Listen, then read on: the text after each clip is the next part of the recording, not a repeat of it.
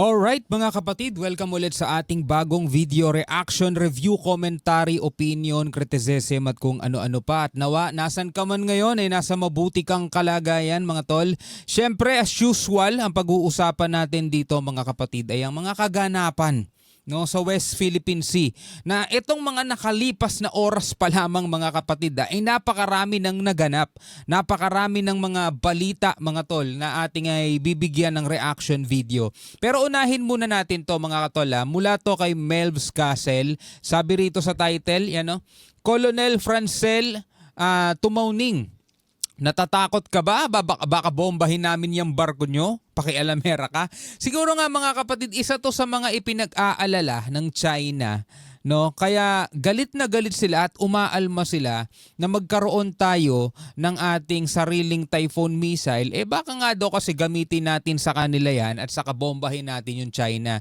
Which is mga tol, alam naman natin na pang-ano lang nila yan alam mo yun, pang brainwash lang nila. Pero ang totoo kasi mga kapatid, ayaw lang nila talaga makapalag ang Pilipinas kung sakasakaling may balak silang gawing masama. O kaya ayaw nila na nandirito sa Pilipinas mga tol yung mga kagamitan mula sa US dahil pag sinakop nila ang Taiwan ay posible na itong mga kagamitan na to ng US ay nakatutok na agad sa kanila. Diba? Malaking malaking sagabal yun mga tol sa kanilang mga plano. Anyway, panoorin na lamang natin to. Pero bago yan, syempre huwag mong kalimutan mag-subscribe kay Melvs Castle. At kung bago ka pa lamang dito sa ating YouTube channel, huwag mo rin kalimutan mag-subscribe. Click mo na rin ang notification bell para ma-notify ka whenever na may mga bago tayong reaction video tulad nito. Alright, so wag na natin patagalin pa. Panoorin na natin to mga tol. Naprapraning na naman ang China. Sino bang hindi magpapanik? Nawawala na naman ang Typhoon mid-range missile ng US Army. Pinaniniwala ang nereposition to o inilipat ng ibang base militar. Pwedeng inilipat sa Taiwan. Posible ring dinala sa Subic Naval Base. O kaya posibleng mas inilapit pa, no? Mas inilapit pa. Pero ang latest na balita mga kapatid, gagamitin na etong Typhoon missile. Mga tol, gagamitin yan sa darating na balikatan exercises ulit ng Amerika at saka ng Pilipinas. Abangan natin yan mga tol. Alam nyo na sakaling lumala ang harangan sa Bao de Masinloc, mas mabilis malulaunch ang missile para pasabugin ang barko ng China. Ito ang maganda sa strategic missile. Pwede mong ilipat ng hindi nalalaman ng kalaban. Dito mahihirapan kasi ang Chinese PLA Navy na madetekto at madisarm. Kaya ngayon, alma na naman ng almatong si Bao. Bad trip na naman ng China rito. With regard to the US deployment of intermediate range missiles in the Philippines, China has repeatedly stated its solemn position of resolute opposition, yung pagtutol nga nila. Dahil nga batay sa ating pag-aanalisa, mga kapatid, tayo lang naman ang nag-aanalisa, Dahil nga ang China ay may balak na sakupin ang Taiwan, 'di ba? Matagal na nilang pinagplaplanuhan 'yan, mga tol. At ang kanilang due date, ang pinaka kanilang hangganan is year 2027, which is 2 years ago na lang, 2 years from now na lang mga kapatid, 2 taon na lang mula ngayon. So kailangan na talaga nilang iposisyon lahat ng kanilang mga barko, lahat ng kanilang plano, kailangan na nilang iposisyon 'yan mga tol. Kaya ngayong reaction video natin, 'di ba kahapon, pasimple o pasikreto na nilang tinitake control etong Okinawa mga tol, Japan. Kaya ngayon nagrereklamo sila dito sa mid-range missile capability naman na nasa Pilipinas kasi nga may posibilidad na eto'y gamitin ng US din laban sa kanila. So ang puwersa naman ng Amerika na pwedeng humarang sa kanilang balak na pagsakop mga tol sa Taiwan is nakapalibot na sa kanila. 'Di ba? Nakapalibot na sa kanila mga tol. Kaya ang gusto nila alisin. Ginagamit nila yung Pilipinas para alisin itong mabawasan ng puwersa ng Amerika na pwede nilang makalaban kapag sinugod na nila ang Taiwan. Yun lang naman ay natin, pag-aanalisa lang naman natin. 反对的严正立场。我想再次强调，非方引入中 I would like to stress once again that the introduction of the intermediate range 东 missile 港系统 system 这一战略性进攻性武器， as a strategic offensive weapon by the Philippines. Yan o. Kumbaga, alam mo yun, bine-brainwash din nila mga tol yung mga kaisipan ng mga Pilipino o ng mga media na ang Pilipinas ay gumagawa ng hakbang para talagang magkaroon ng tensyon dito sa West Philippine Sea. Which is, sino pa bang maniniwala sa kanila? Di ba? 制造地区紧张对立，挑动地缘对抗和军 And provoke geopolitical confrontation and an arms race. Di ba sino pa bang maniniwala sa kanilang mga pahayag? 备竞赛是非常危险的举动，也是对本国和东南亚各国人民对地区安全极不负责任的选择。再次敦促菲方正视地区国家和人民的呼声，谨 Di ba? Ito yung binigyan natin na reaction nung nakaraan na talagang baliktad sila mag-isip. 举动。 This is a very dangerous move and an extremely irresponsible choice to make for its own people. 也是对本国和东南亚各国人民对地区安全 And of the Southeast Asian countries for regional security, concerned pa kunwari no sa mga bansa dito sa Southeast Asia. Inaagawan nga nila ng teritoryo yung mga yan eh. 极不负责任的选择。再次敦促 We once again urge the Philippine side to pay attention to the voices. Diba? Pakinggan daw natin yung mga panawagan ng mga bansa at ng mga mamamayan nito 菲方正视地区国家和人民的呼声，尽早 in the region and correct its erroneous practices as soon as possible. Sino mga bansa ang nananawagan? Ayan, no? Diba?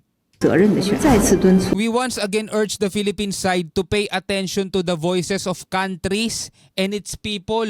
Sabing gan peoples. No, mag-pay attention daw tayo sa boses ng mga bansa at mga mamamayan nito. Baka sila lang. 促菲方正视地区国家和人民的呼声，尽早纠正错误 And in the region and correct its erroneous practices as soon as possible. Biruin mo mga tol, no? Ganito sila kabaliktad mag-isip. 做法。按此前公开 Paulit-ulit natin to binibigyan ng reaction video kasi napakarami pa mga kapatid, napakarami pang mga Pilipino ang hindi pa nalalaman yung tungkol sa mga bagay na ganito na nangyayari sa West Philippine Sea. At yung iba bago pa lamang dito na nakapanood, ganito pala ginagawa ng China, no? Yung iba nga may nababasa pa akong comment pro-China pa rin mga kapatid. Sa kabila ng paulit-ulit nating ipinapakita at pinapanood, pro-China pa rin sila. 承诺尽快撤走逼封中导系统，不要在错误的道路上越走越远。 Agad pinalagan niya ni Colonel Francel Margaret Padilla, babae sa babae.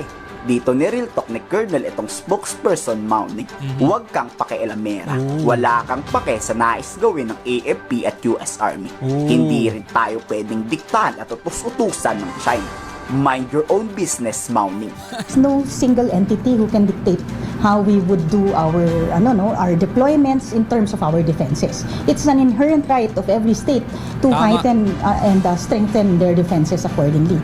How we would go about it is for us to freely do, no? So walang pwedeng magdikta sa atin how we would do it. Dagdag pa ni Colonel Padilla, pwenesto to sa mainit ang usapin ngayon. Kaya posible at malaki talaga ang tsansang sa Bao de Masinloc to nakatutok. Dahil anytime talaga magkakaroon dyan ng banggaan. Patuloy rin kasing pinipilit ng China Coast Guard na manghimasok dyan At nasa South China Hindi pinipilit manghimasok. Nandoon na sila sa Baho de Masinloc. Kontrolado na nga nila yun eh. Kontrolado na nila yung Baho de Masinloc. Tayo nga ang hindi makapasok At whenever na ang BFAR natin kasama Coast Guard namimigay dyan ng mga ayuda sa mga mangingisda na hindi na kasi makapasok doon sa dati nilang pinapangisdaan mga tol, wina-water cannon pa tayo. Kontrolado na ng China yun eh. labas ng West Philippine Sea ang monster ship ng China. Ramdam ng AFP na babalik to at may masamang balak. Sense of their ships who are also missile capable are also highly dangerous. Oh, di ba? No, and they also have those mga islands in artificial islands in the South China Sea altogether, no, na meron din mga militarized na and missile capable din. Kaya nga hipokrito masyado itong China eh. Biruin mo, tutol sila ng tutol dito sa missile launcher na to, samantalang nakakalat na yung mga barko nila, mga warship nila na merong mga modern na missile capable. Tapos may mga sila rito artificial island na kinargahan na rin nila ng mga missile doon na militarized na nila mga tol. tapos tayo tinututulan. So let us not hone in on the capabilities that we are building as a nation, because it is our inherent right to build our capabilities Tama. accordingly. And how we do that is we modernize, we strengthen our alliances, and no other nation can question that. Daming missile system ng China pero takot sa mid-range missile ng US. What if kaya magkaroon pa tayo ng long-range missile o nuclear missile? Eh di nagkagulo na sa China. Kayo, anong masasabi nyo dito? Di ba? Ano talaga sila mga tol, baliktad talaga mag-isip. Kaya nga eto, binibigyan natin ng reaction video. And whenever na ginagawa natin to mga kapatid, hinihingan ko rin kayo ng inyong opinion, ng inyong komento, no, sa comment section sa ibaba para nababasa ko eh. Alam ko mga kapatid kung sino rito yung mga, minsan may nagko-comment talaga, pro-China talaga mga tol. Pro-China. Sa sobrang pro-China nga nila, pati sa akin nagagalit eh. Anyway, bilang isang Pilipino, ano masasabi nyo rito? Comment na lamang kayo sa ibaba. Hanggang sa muli, ako nga pala si Shobaldi. Peace out.